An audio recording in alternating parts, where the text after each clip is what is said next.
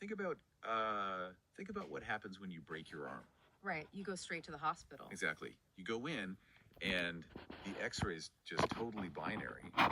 The doctor slaps the image up on the light board, points to that jagged white line, and says, "Well, there it is, broken." Yeah, it's clean. It's actually kind of comforting in a weird way. It really is. Yeah. Because we like things to be visible. We like them categorized and neatly diagnosed. Right. We want to know exactly what the problem is. But when it comes to, why you keep failing to build new habits or why you hit a total brick wall trying to learn a new skill like a language or coding or even just sticking to a gym routine, that X-ray machine is completely broken. Oh, absolutely. We're suddenly operating in some very murky waters. So today, if you have ever found yourself staring at a gym membership you just don't use, or maybe a language app you abandoned after 3 days, we're going to look at the diagnostic equivalent of why we fail. And more importantly, how to actually succeed. It is the absolute definition of diagnostic muddy water.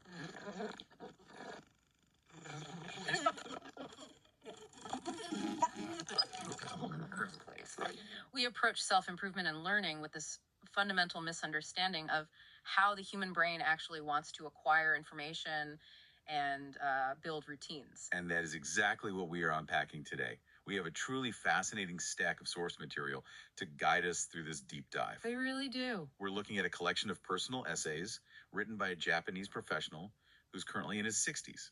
And let me tell you, these essays are an incredible, eclectic treasure trove. Eclectic is definitely the right word for it. Yeah, I mean, they cover everything from the dry nuances of corporate business contracts and compliance to his experiences as a volunteer English tutor for middle schoolers, all the way to his morning jogging routines and some deeply personal childhood memories. On the surface, it feels almost chaotic. I mean, you go from reading about the legalities of corporate negotiations to an analysis of Carpenter's lyrics from the 1970s. Right, the Carpenters. Yeah, and then suddenly you're reading an entire essay about the agony of using a plastic foot massage stick. It's wild.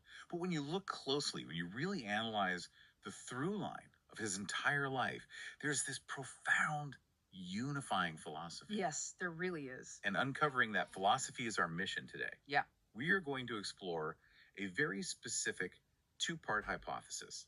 First, is this author's secret to lifelong consistency, what he calls his knack for continuation? Is it actually an embodiment of the inductive bottom-up approach to life? That's the big question. Right. And second, when he teaches English to kids, by having them list a massive pile of random words by part of speech before they ever make an English sentence, is that the exact opposite of the deductive method learned from school rules? And why is that so ridiculously effective? It is a powerful dichotomy, deductive versus inductive, top down versus bottom up, rule first versus experience first. Yeah. This framework explains so much about human motivation, cognitive load, and why we either thrive in a learning environment or completely shut down and, build resentment. I want to make sure we are totally clear on these terms before we dive into the author's life. Inductive and deductive. I feel like those are words I memorized for a test in college and immediately dumped from my brain. I think most people did, honestly. Let me try to put this in my own words and you tell me if I'm off base. Go for it. Deductive is it's like getting the architectural blueprint for a house, memorizing every single dimension, the load-bearing walls, the electrical grid, and only after you pass a test on the blueprint are you allowed to pick up a hammer. That is a perfect analogy for the deductive method. You start with the abstract rule, the grand theory, or the overarching structure, the top, and you force the learner to apply it downward to the specific components. Okay, so deducing the specific from the general. Exactly. In education, it looks like a teacher saying, here's the formula for the past perfect tense. Memorize it. Now, apply it to these 10 verbs. Right, which sounds efficient on paper, but in reality, it just makes me hate the blueprint. I don't care about building the house anymore because the blueprint is so incredibly boring and intimidating. It causes a lot of friction. So inductive then would be the opposite. Precisely. Inductive is bottom up. You don't start with the blueprint. You start with a pile of bricks, some wood, and a hammer. You play around. You just start building. Yeah, you build a wobbly little wall. You realize it falls over if you don't stagger the bricks. So you stagger them. You are gathering specific real-world data points, the bottom, and naturally beginning to recognize the patterns. Right. Over time, the rule emerges from your experience. You induce the general rule from the specific examples. So if you've ever struggled to build a daily habit or hit a wall memorizing complex rules, This deep dive is going to completely flip how you approach learning. To understand this author's philosophy, we actually have to go all the way back to his childhood in Japan, roughly 60 years ago, We have to look at where this all started. because we need to understand the trauma of top down rules. Wow. We need to see what he's rebelling against. Yes, the origin story of his deductive trauma. It starts with his father, who was incredibly strict when it came to teaching the young author Japanese, which is his own native language. Right, as soon as the author entered elementary school, the father essentially took over his Japanese education. And this wasn't just, hey, buddy, let's read a fun bedtime story. Not at all.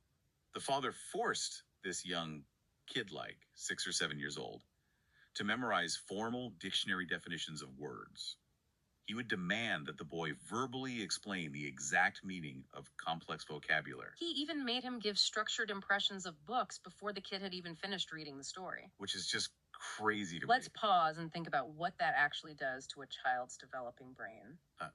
From a cognitive psychology perspective, this is a recipe for overwhelming cognitive load and the activation of the amygdala. The amygdala, that's the brain sphere center. Exactly. The father would literally yell, "What you have a mouth for? Speak properly." Whenever the boy hesitated or couldn't articulate an abstract concept perfectly. Hold on, I want to push back a little here, or at least play devil's advocate. Yeah. Because I can hear a certain type of parent listening to this and saying, well, wait a minute. Kids need structure. Rote memorization and high standards build discipline. Isn't learning complex kanji characters and vocabulary just inherently difficult? You have to force it a little bit. It's a totally fair question. And honestly, it's the exact justification the deductive education system uses all the time. Right. Yes, kids need structure. And yes, learning kanji requires effort. But there is a massive difference between providing a structured environment for practice and imposing a top down, abstract conceptual framework on a brain that hasn't gathered enough raw data yet. So it's about the sequence. Right. Yeah. The father wasn't just asking him to write a character. He would give him lists of complex, abstract kanji compounds to memorize deductively. He'd say, here is the exact definition of this character. Now memorize all the theoretical ways it can be combined. Yeah. So it's not the work itself that's the problem, it's how it's presented. Precisely. When you demand perfect output based on abstract rules, before the learner has had the inductive experience of playing with the language, you create an environment of pure fear. They just freeze up. The child wasn't exploring his native tongue. He was navigating a minefield of his father's predetermined adult rules. The brain stops trying to learn and shifts entirely into self-preservation mode. It becomes about, how do I say the exact right thing to not get yelled at? And there is one specific agonizing story in these essays that perfectly captures this trauma. The author refers to it as the bottle cap collection incident. Oh, this story's rough. So paint the picture for us. Back in the day in Japan, kids used to collect these metal caps from large Japanese sake bottles. It was a whole fad. Like collecting baseball cards or pogs. Exactly. The author's mother didn't really get the appeal, but his father, who was an avid stamp collector, actually supported the hobby. He understood the collector's mindset. Which is a crucial detail here. The boy actually had genuine bottom-up enthusiasm for this topic. It was an inductive passion. He liked the physical caps, the colors, the act of organizing them. He had the raw data of joy. So, for a school observation day where parents come to watch the class, the young author had to write a composition. Naturally, he chose to write about his sake bottle cap collection. Makes sense. He writes his draft, feeling pretty good about it, but then the father steps in to, edit the essay. And this is where the deductive hammer falls. The father makes the boy rewrite the essay over and over and over again. He is forcing the child's phrasing to match the father's exact, rigid adult standards of what a good essay looks like. It's heartbreaking. And the final crushing blow was the ending. The father handed the boy a piece of paper with a handwritten sentence and forced him to append it as the grand conclusion to the essay. Do we have the exact phrasing? Because the specific words really matter here. We do. The sentence the father forced him to add was, "My mother says she doesn't know what's fun about it, but she just doesn't know about bottle caps." It's interesting. Right. In Japanese, the specific phrasing was, "Shiranain dana." Omoshiroi da yo. She just doesn't know. It is interesting. It's incredibly patronizing and deeply unnatural for a young child to say about their mother. Right. And the author writes about the visceral, burning humiliation of that moment, even 60 years later. During the school observation day, he had to stand up in front of his entire class, in front of the other parents, and read a sentence out loud that felt totally fundamentally alien to him. He was just a mouthpiece. Yeah, he explicitly says in the essay that he would never ever speak to his mother that way.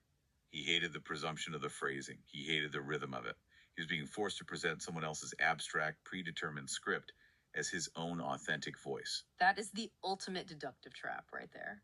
The father imposed a top down structure, completely erasing the child's raw inductive experience. erasing his actual voice. Yes, this is what we call identity foreclosure in psychological terms. The child isn't allowed to explore and form their own voice. A fully formed external identity or output is forced upon them. And when we are forced to conform to a rigid external rule before we've developed our own understanding, it breeds deep, lasting resentment. He literally says this experience ruined his love for reading and writing for years. He says he would start dreading the book report before he even opened the book. Of course he would. He couldn't enjoy the story because he was already anticipating the deductive punishment at the end. It kills the joy of discovery completely. But what's fascinating in the essays is the contrast he draws with his mother. Oh, the mother is amazing. The contrast is night and day. By the author's own admission, his mother wasn't highly educated in a formal academic sense. Right. When he was older and tried to explain mathematical exponents to her, she just couldn't grasp the abstract concept. Right. But what she lacked in formal deductive training, she completely made up for. Well, an innate understanding of the inductive process, the bottom-up joy of simply doing something. Give me an example of how she taught him. Well, she loved writing, but not formal essays. She just loved writing beautiful, flowing letters. She would write on the margins of newspapers, on the backs of advertising flyers, just everywhere. No, I love that. She didn't sit him down and lecture him on the rules of penmanship or stroke order. She just modeled the pure joy of the physical action. She gathered the data points of writing for fun. She was creating an environment of exposure, not an environment of testing. Exactly. And when it came to math, she didn't make him memorize abstract theories or stare at flashcards in silence. She turned learning multiplication into a loud, fun, competitive game. How so? They would race to see who could shout out the times tables faster while they were just hanging out in the house. 2 times 2 is 4, 3 times 3 is 9. Notice the result of this. Because the mother allowed him to engage with the raw material, the physical act of writing on scrap paper, the auditory rhythm of the numbers, without imposing a strict rule book or the fear of a bad grade, he actually excelled at math in elementary school. He really did. He developed a natural intuition for numbers. He gathered the data points through play. And play is the biological mechanism of inductive learning. Evolution designed us to learn through play, not through lectures. Okay, so this deductive trauma from his father didn't just temporarily ruin his love for Japanese language arts. It actually perfectly mirrored the systemic issue with how schools traditionally teach foreign languages, It's the exact same pattern. which leads us out of his childhood and into his teenage years. Yeah. Because when the author hits junior high school, his early experience with English classes was basically a carbon copy of his father's suffocating teaching style. We are seeing the personal trauma map onto a systemic educational failure here.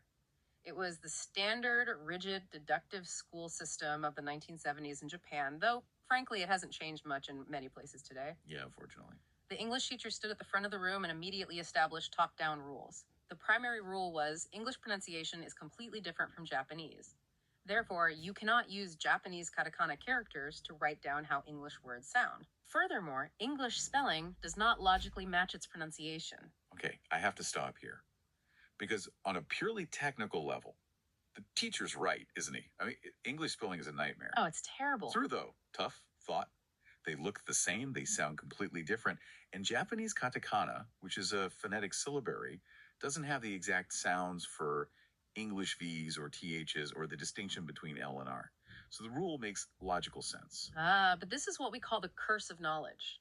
The teacher already possesses the complex framework of the English language. From the teacher's perspective, looking down from the top of the mountain, katakana is an inaccurate tool. Right. But you have to look at it from the perspective of a 12-year-old Japanese student who has zero exposure to native English speakers. For that student being told, don't use the only phonetic tool you possess, but also the English spelling won't help you sound it out either. It's essentially a cognitive death sentence. It's like my architectural blueprint analogy again. The teacher saying, here is the blueprint for the house. By the way, the hammers you brought are the wrong brand, so don't use them. Also, the wood we provided is invisible. Good luck building. Exactly. The teacher provided abstract rules don't do this, English is different, without allowing the students to build a scaffold using what they already knew. And we see the author totally floundered because of this. He writes about trying to learn the word mailman. He hears the teacher say it. He tries to spell it out phonetically in his notebook using katakana as a crutch, and he ends up writing Maidu Man. Oh. She's totally lost. He can't read his own notes. He says he felt like he had completely wasted his entire first semester of English. He was paralyzed by the rules. The deductive filter was set so high he couldn't absorb the language, but then a pivotal shift happened. A massive shift. His family moves, and he has to transfer to a new junior high school. And he walks into this new English class, and he is in full panic mode. Because they're further ahead, right? Yeah, the new school is way ahead in the textbook. They are already doing general verbs, and he doesn't even fully grasp the verbs yet. He is drowning. So what does he do? Well, instead of giving up, instead of waiting for a teacher to hand him another rule book he can't read, he takes matters into his own hands. He goes rogue. He goes to a local bookstore and starts hunting for a solution. And what does he find?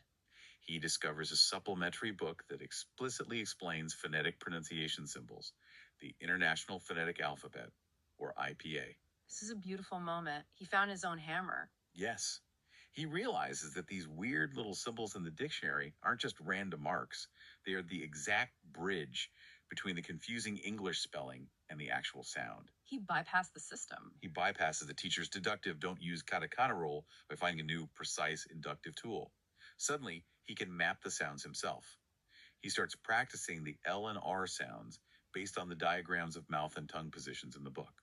For the first time, he feels like he's actually speaking English, not just failing at a puzzle. He took control of the data gathering. But he didn't stop there, did he? No, he goes all in on pure, unfiltered inductive immersion. He realizes that to learn the sounds, he needs to hear them constantly.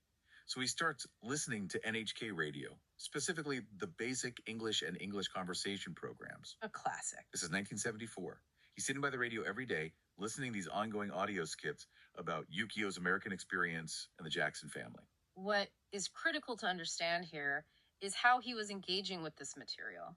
He wasn't recording the radio program, pausing it every 5 seconds, and trying to deductively diagram the grammar of every sentence. Right, he wasn't studying it like a math formula. No, he was simply listening to the story. He was absorbing the rhythm, the intonation, the context. He was bathing his brain in raw linguistic data. I love how you phrase that, bathing his brain in data, because he took it even further with music.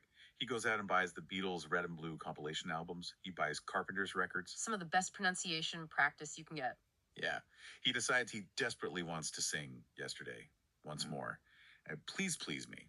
He doesn't understand half the grammar in the lyrics, but he would stare at the lyric sheets, listen to Paul McCartney or Karen Carpenter, and just mimic the sounds over and over and over again. It's just repetition. He was gathering thousands of data points. He was just playing with the language to see how it felt in his mouth. If we connect this to the bigger picture of cognitive science and linguistics, this is a textbook example of natural inductive language acquisition. Think about how a toddler learns their native language. A 2-year-old doesn't get a lecture on past tense conjugations. They just talk. They don't know what a verb is. They just hear their parents say, "We walked to the park, I talked to grandma, the dog barked."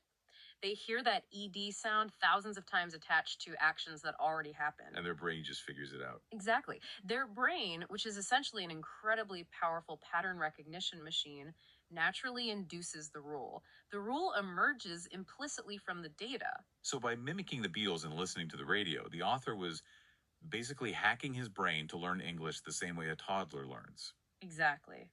In the deductive approach, you learn the rule first, and then you try to clumsily force vocabulary into it.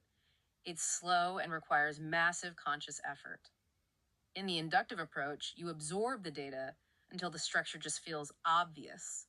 And we have concrete proof in the essays that this works. The results were undeniable. Fast forward a bit, and the author is taking a final exam in his English class.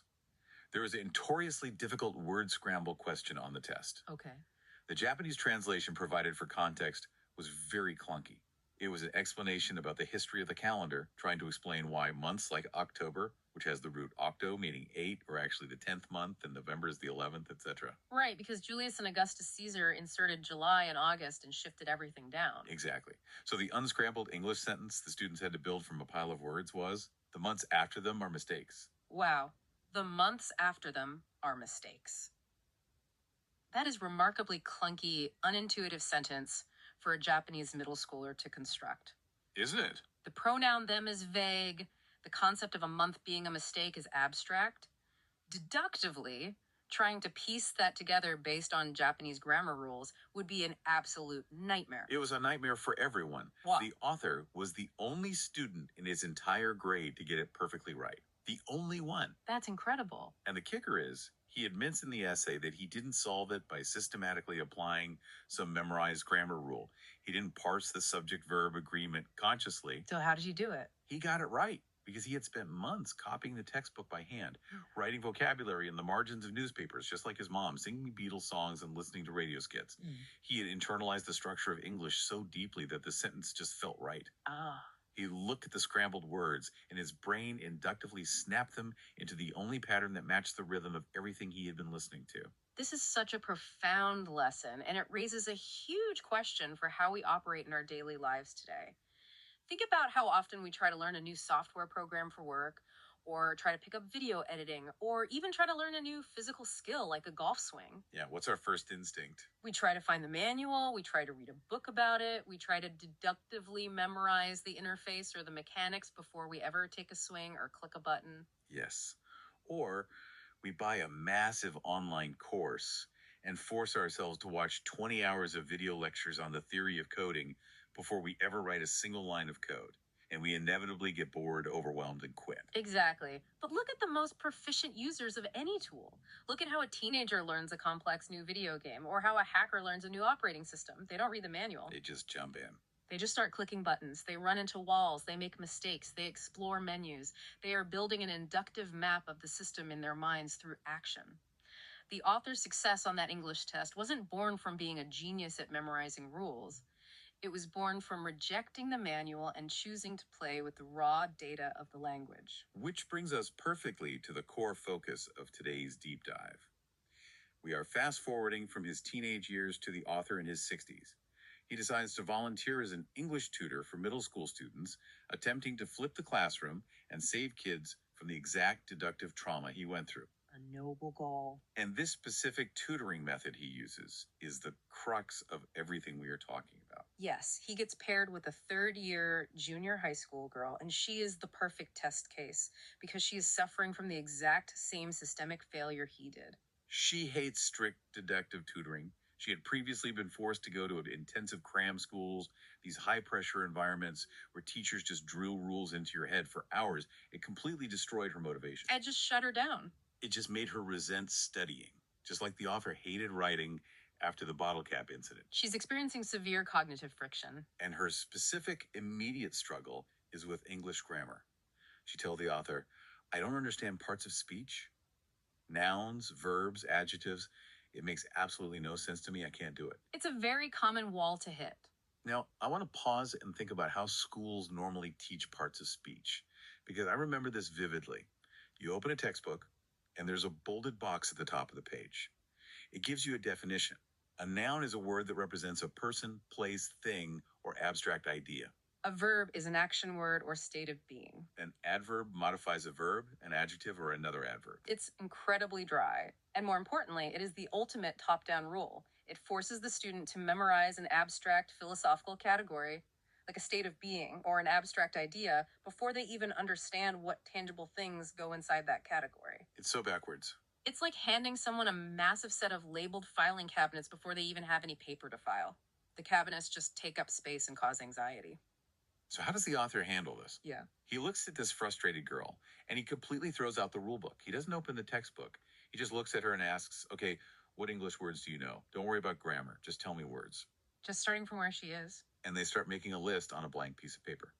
Desk, chair, nose, hair, school.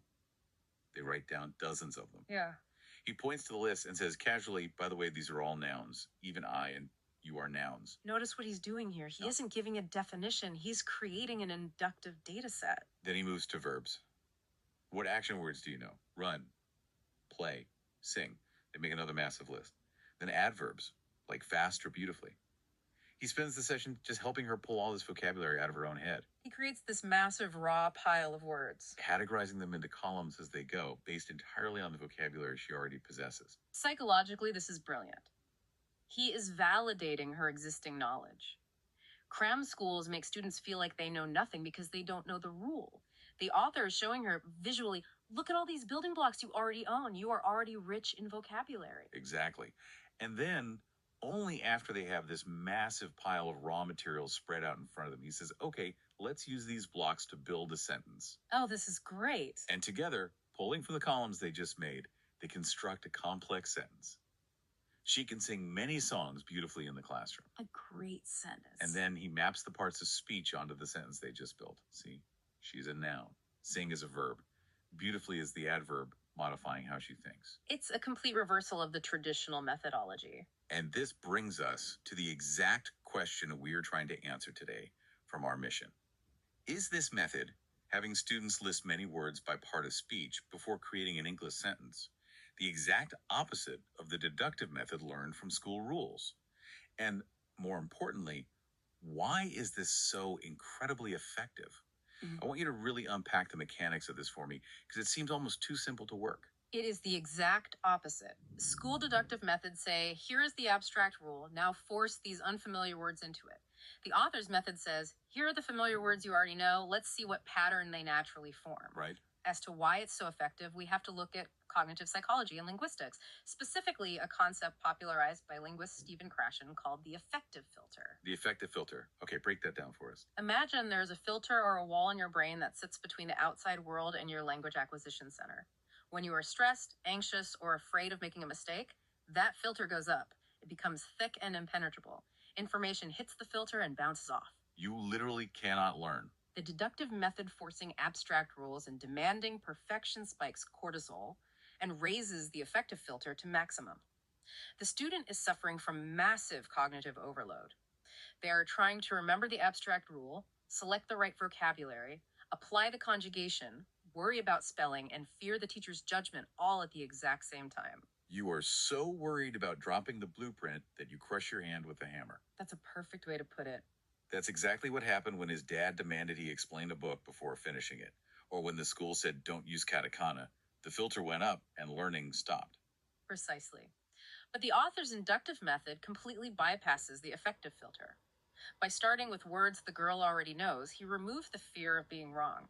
You can't be wrong about knowing the word desk. He lowers the anxiety. He lowers the filter. Makes total sense. Furthermore, he leverages the brain's natural strength, pattern recognition. When you show a human brain 30 examples of a noun, it intuitively grasps the abstract concept of a noun far faster and deeper than if you read it a dictionary definition. Right, because it sees the connection. The brain says, ah, I see what these things have in common. He is allowing her to discover the rule, which gives her ownership of it. He does this exact same thing later when teaching her about plural nouns, and it blew my mind. The girl asks a totally valid question. She asks, why does boy just get an S to become boys, but lady becomes ladies with an IES, and study becomes studies? That's a great question from a student. Now, a deductive teacher would immediately recite the rule. Well, if a word ends in a consonant followed by a Y, you change the Y to an I and add ES. But if it ends in a vowel and a Y, you just add S. Which is an incredibly confusing string of grammatical jargon for a kid who just learned what a consonant is. Right. So the author doesn't say the rule. He just takes a piece of paper and writes the words down. He creates a visual data set. He writes boy and play on the top half. Then he writes lady, study, and try on the bottom half. Then he asks her to look very closely at the letters right before the Y. He makes her look at the data. He doesn't tell her the answer. He guides her to look at the vowels, O and A, versus the consonants, D and R. He lets her stare at it until she discovers the pattern herself. She has this massive aha moment. She figures out the rule inductively. And because she discovered it, it is wired into her brain differently. Mhm. When we deductively memorize a rule, it sits in our short-term memory, vulnerable to being forgotten under stress. When we inductively discover a pattern, It integrates into our deeper cognitive framework. It sticks. It's the difference between being handed a map with a line drawn on it versus being dropped in the woods and learning how to navigate by the sun. When you navigate inductively, you truly understand the terrain. I love that. You understand the terrain. Now, I want to take this exact same philosophy and apply it to something completely different, because this brings us to the second half of our core focus today. We are shifting from how to learn a language to how to build a lifelong habit, because the author claims that his secret to consistency, what he calls Kazoku no Kotsu in Japanese, is entirely based on this same inductive approach. So is his knack for continuation really just an embodiment of this inductive approach? This is where the essays transition from brilliant educational theory to highly actionable life advice. Because most people fail at habit formation for the exact same reason that junior high girl was failing at English. They approach their own lives deductively. Okay, unpack that for me, because we've been talking about grammar rules. What does a deductive habit look like in real life? A deductive habit is the classic New Year's resolution. It starts with a rigid, top-down rule imposed by your ego, usually based on an idealized version of yourself. I will go to the gym for 1 hour every single day at 6 a.m. I will read 50 pages of nonfiction every night before bed. I will never eat refined sugar again. We've all been there. The rule, the abstract concept, exists before the reality of the physical action. Right, you build the blueprint of the perfect routine. And the fatal flaw of a top-down deductive rule is that it is inherently fragile. It is brittle. The moment you are tired and sleep through your 6:00 a.m. alarm, or the moment you eat one single cookie at an office party, the rule is broken. And you just give up. The deductive framework collapses. Your brain registers failure. You feel intense guilt. Your affective filter for that habit goes up, and you abandon the entire endeavor. The house burns down because one nail was out of place. So contrast that with the author's inductive habit formation. Let's look at the weirdest but most consistent habit in the essays. He has maintained a daily foot massage routine for 40 years. 40 years. That is a staggering level of consistency. How did it start? He uses this pointed plastic stick to press into the soles of his feet. He started doing this in his 20s. He was working exhausting shift work, his body felt terrible, and he happened to read a book about foot reflexology. Now, he didn't set a deductive rule. I'm going to become a master of reflexology and do a perfect 30-minute routine every night. Right, no grand blueprint. He just bought the stick and pressed it into his foot. The first time he did it, he describes it as excruciating, absolute agony. He found these hard, crunchy lumps in the soles of his feet, and it literally brought tears to his eyes to massage them. But he just focused on that single, specific action, the data point of the pain. Yeah. And then over weeks, the gradual data point of relief as those lumps slowly dissolved. He gathered the physical evidence of feeling better. And that, naturally, bottom up, formed the habit. He didn't force it. He says his body simply demands it now before he sleeps. He let the physical experience induce the routine. But the most brilliant example of this, the one that perfectly encapsulates his entire philosophy, is his morning running habit. Yes, this is my absolute favorite part of the entire stack of essays. So the author is in his 60s. He has a realization. He wants to be healthy enough to go on a date with his granddaughter 20 years from now, when she is an adult and he is in his 80s. That's the underlying motivation. Yeah, a very sweet motivation. But how does he actually execute it? A normal person would say, okay, to be healthy in 20 years, I must run 5 kilometers every morning. That is the rule. Which, as we established, is a fragile deductive trap. Exactly. So he doesn't do that. It's January. It's freezing cold in Japan. He literally just makes a tiny, specific decision. I'm going to step outside and feel the morning sun. That's it. That's the only rule. No pressure. He puts on his shoes and steps out. And because it's January and freezing, his body naturally starts moving just to generate heat. Mhm. He starts walking quickly. The walking inadvertently turns into a slow jog. He gets to 1 minute, then 2 minutes. And right around the 2-minute mark, it gets really hard. His chest burns, his legs feel incredibly heavy. The initial novelty wears off and the physiological reality sets in. Right. But he doesn't have a rigid rule saying you must keep running. So he slows down to a shuffle. He pushes through to 3 minutes, turns around, and eventually makes it home after about 5.5 minutes of moving. He gets inside, he's breathing hard, he's sweating a bit, and he feels fantastic. This is the crux of inductive consistency. He gathered the data points of the action first. He experienced the endorphin release. Good. The next day, He didn't rely on an ironclad rule. He just thought, I like how that felt yesterday. Let's try to gather that data point again. The habit grew organically, bottom up. But you mentioned a specific trick he uses on his route that I think is vital here. The fork in the road. It is a profound hack of human psychology. So, as his habit develops, he maps out a route in his neighborhood. And this route has a specific fork in the road that he reaches exactly 3 minutes into his run. Now, 3 minutes is the critical threshold. It's right when the initial adrenaline is gone, your breathing is heavy, and your brain starts whispering, let's just stop. It's the peak point of friction. Exactly. Now, if he reaches that fork and turns left, it takes him on a short loop that gets him home in 6 minutes total. If he turns right, it takes him on a longer loop that takes 8.5 minutes. He purposely designed a route that moves the decision point. Yes. Think about how we usually decide to work out. We make the decision while we are still lying in a warm bed. Am I going to run 3 miles today or not? If you make the decision in bed, the warm blankets always win because 3 miles sounds like torture when you're sleeping. Oh, free time. The author eliminates that decision. The only rule in bed is get outside and start moving. He delays the heavy decision of how far to run until he is already 3 minutes into the action. The brilliance here is that he separates the friction of starting from the friction of endurance. He gets to the 3 minute mark, he's at the fork in the road, and he checks in with his body inductively. He says to himself, okay, I'm already running. The hardest part starting is over. Do I feel good today? Am I energetic? If the answer is yes, he turns right and does the 8.5-minute course. If he feels terrible, if his knees hurt, he turns left and does the 6-minute course. He mentions in the text that the physical distance between the telephone pole where he turns for the short course and the pole where he turns for the long course is only about 5 meters. Physically, the difference is negligible, but psychologically, retaining the power of choice at that exact moment is everything. It totally changes the game. By eliminating the top-down rule of I must run the long course every day, he completely removes the dread. He gives himself an out, which ironically makes him run more often. I want to tie this back to the brick wall analogy.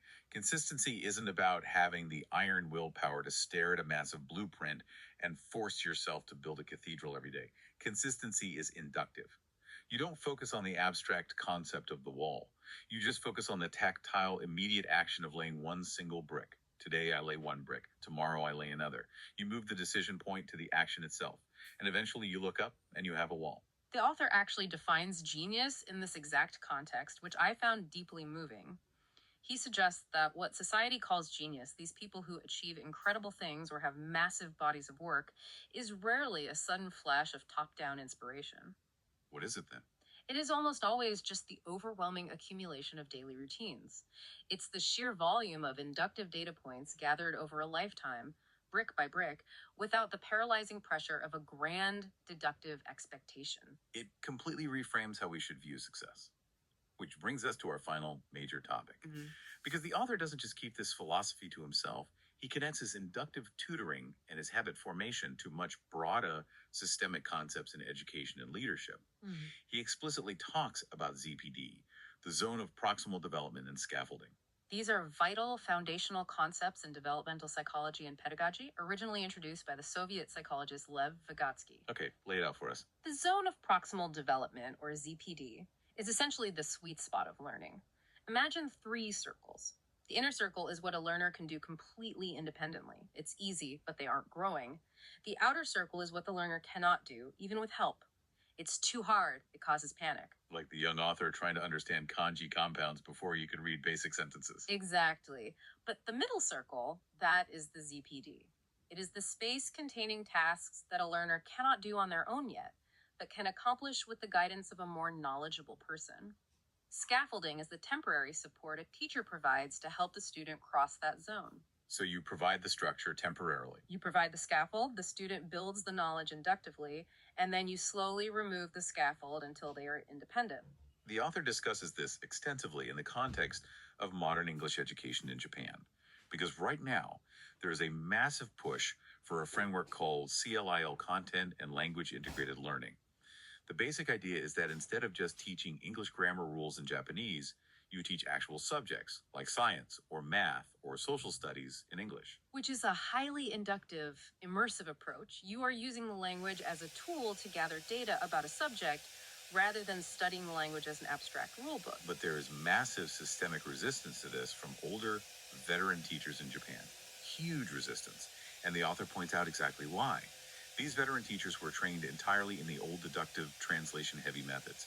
They're used to being the absolute authority in the room, the unquestioned masters of the top-down rule. Right. But to teach CLIL, you have to actually speak English dynamically. And many of these teachers are terrified of exposing their own poor speaking skills or imperfect pronunciation. If they try to teach communicatively and stumble over a word, their entire deductive authority is threatened. The illusion of the perfect blueprint shatters. This is where we see the true enemy of the inductive approach revealed: the expert ego. The older teachers are trapped by their desperate need to appear flawless. But the author argues forcefully that they need to drop their egos. They don't have to be perfect native level speakers to be effective scaffolds. They need to shift their goal from being right to facilitating connection. He argues they should use Japanese as a scaffold. If you are teaching a complex science concept in English and the kids are totally lost, don't stubbornly force English-only rules just to maintain the system. Use the language they already know, Japanese, to quickly build the foundation, discuss the topic, get them interested, inductively build their confidence in the subject matter. And then once the scaffold is secure, translate it back to English. Yes, the teacher needs to step back, swallow their pride, and let the students take over. Let the students create the English communication community, even if it's messy, grammatically incorrect, and imperfect. Because the messiness is the point. To teach inductively, or to learn inductively, or to build a habit inductively, you have to embrace the mess. You have to accept that you won't have a flawless top-down rule protecting you from day one. You have to let go. You have to be incredibly vulnerable. You have to be willing to look a little foolish while you gather your data points. And the author uses a truly beautiful metaphor for this at the end of his essays. He compares the ideal learner to a yajirobe. Yes, the yajirobe. For those who don't know, it's a traditional Japanese balancing toy. It looks like a little figure, usually made of bamboo, with two long curved arms extending down to the sides, with little weights on the ends. And the entire thing balances on one single tiny pivot point at the base. When you set a yajirobe on a table and push it, it doesn't stay perfectly still. It wobbles frantically. It looks chaotic. It tips wildly to one side, almost falling over, and then the counterweight catches it and it swings wildly to the other side. It's all over the place. But eventually, through that very wobbling, through constant micro adjustments and trial and error, it finds its center of gravity. It finds its perfect dynamic balance. The author argues that we should all aim to be like the yajirobe. The deductive approach demands that we be statues, rigid, unmoving, carved perfectly from stone on day one. And if a statue gets pushed, it breaks. It falls over and shatters. But the inductive approach allows us to be the yajirobe. We shouldn't strive for rigid perfection. We should accept our imperfections. We should accept that when we try to learn a language or start running or build a new life, we are going to wobble wildly. The wobbling isn't a sign of failure. The wobbling is the active process of finding your balance. The data points of success and failure are the counterweights. That is such a comforting, liberating thought. We don't have to be perfect statues. We can be wobbly toys. If we tie this entire journey together, it paints a very clear picture of why we struggle. The deductive approach, the strict grammar rules, the perfect 5K running blueprints, the father forcing a pre-written script onto his son's essay demands that we be statues. It forces us to build a massive affective filter. It makes us fear failure so much that we never truly start laying the bricks. We stare at the broken X-ray machine of our own expectations, demanding a clean binary diagnosis of success or failure before we even take a step. But by flipping the script, by looking at this Japanese author's life, we find the escape route, the inductive approach. By gathering small, joyful actions. By listening to the Beatles just to feel the rhythm. By listing the words we already know instead of staring at a blank page of rules we don't. By stepping out into the cold January sun and moving the decision point to after we've already started running. By using our native language as a scaffold instead of pretending we don't need help. By dropping our expert egos and allowing ourselves to wobble. When we gather enough of these small, bottom-up data points, we don't just learn. We build massive, complex abilities, unbreakable, lifelong habits, and genuine, adaptable expertise. We build the wall one brick at a time, finding our balance through the action itself without ever being paralyzed by the blueprint. Exactly. So as we wrap up this incredible deep dive, I want to leave you, the listener, with a final provocative thought to mull over today. We all have that one thing. Think about the one goal, the one habit, or the one skill you've been struggling with the most recently. The thing you keep starting and quitting. Have you been trying to bully yourself into it with a strict, top-down deductive rule? Have you been demanding that you be a perfect statue? What would happen tomorrow morning if you threw away the rulebook entirely? What if you stopped worrying about the final blueprint? What if tomorrow morning you just focused on finding one single, tiny, enjoyable data point to start your inductive journey instead? Don't plan the marathon. Just put on your shoes and feel the sun. Don't memorize the grammar textbook. Just write down 3 words you already know. Let the action induce the habit. Give yourself permission to wobble. Thank you so much for joining us on this deep dive.